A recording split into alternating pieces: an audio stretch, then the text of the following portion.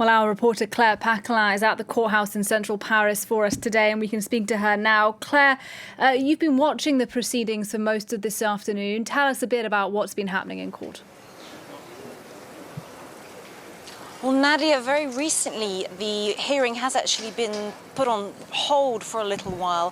One of the defendants who had been accused of helping to prepare the attacks, he's accused of having given false paperwork, identity paperwork to the attackers. He seems to be feeling unwell.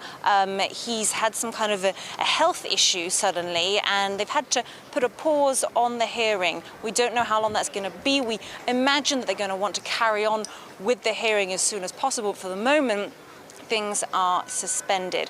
What we did hear earlier on in the afternoon was Salah Abdeslam, the suspect, that one remaining a member of the group of attackers on that fateful night, November 13th, 2015. He's accused of having been in Paris, been a member of that group. He has refused to cooperate with investigators. He said very little since he was arrested 5.5 years ago in Brussels, but he did say today, when he was asked by the leading judge a routine question, he was asked what his profession was before he'd been arrested, and he said that he'd given up having any professions and that he had become a fighter for the Islamic State.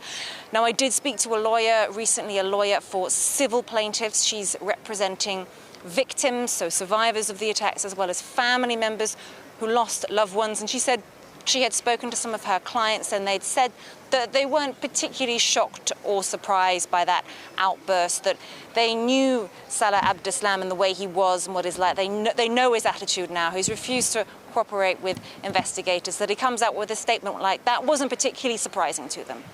Now, Claire, the opening of this trial has been seen as a sort of moment of reckoning for many of the victims and for their families. Give us a sense, in the courtroom today, what's the atmosphere been like?